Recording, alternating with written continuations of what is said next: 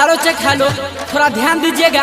हमारे पूजा समिति से अनुरोध है कि मटकी फोड़ने का काम चालू किया जाए। आए हटो हम फोड़ेंगे, अरे नहीं हम फोड़ेंगे, आए तुम हटो हम फोड़ेंगे, अरे बाबू हम फोड़ेंगे। हाँ आया खुशी का समय बन जाओ न कन्हैया, आया खुशी का समय बन जाओ न कन्हैया, सुनो लटका गगरिया हम फोड़ेंगे।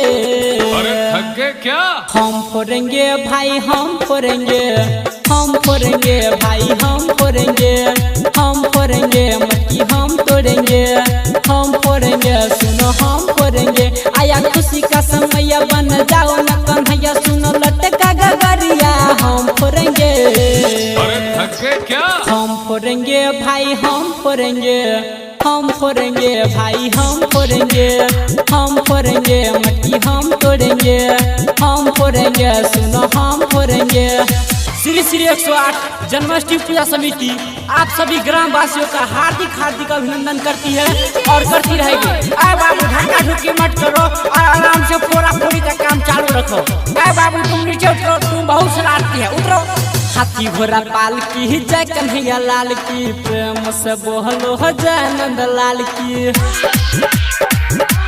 हाथी घोड़ा पाल की जय कन्हैया लाल की, प्रेम से बोलो जय नंद लाल की। सबके होठ पे नाम कन्हैया, फिर से बोलो भाई मदन गोपाल की। आज झूम शहर सुन पूरा नगर, आज झूम शहर सुन पूरा नगर, भाई मस्ती भरा दिन हम तोड़ेंगे। अरे थक गए क्या? हम फोड़ेंगे भाई हम फोड़ेंगे, हम फोड़ेंगे भाई हम फोड़ेंगे, हम फोड़ेंगे मटकी हम तोड़ेंगे, हम फोड़ेंगे सुनो हम फोड़ेंगे।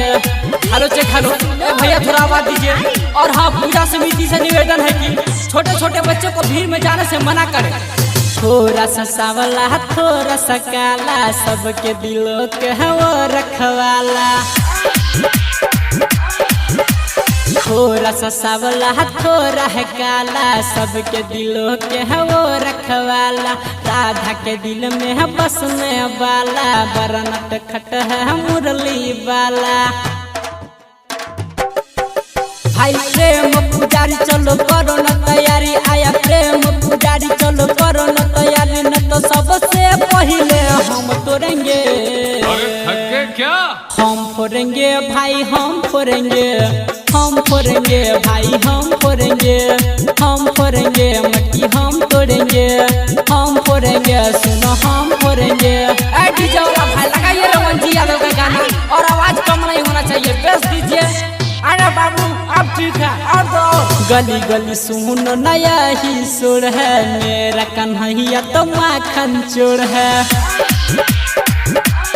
हाँ गली गली सुनो नया ही सुर है, मेरा कन्हैया तो माखन चोर है। सबके मन को मोहने वाला, इसके न जैसा कोई और है। पार कर सबके नैया गावे रमन जी गवैया, पार कर सबके नैया गावे रमन जी गवैया, सुना ठाना है मन में हम तोड़ेंगे। अरे थक गए क्या?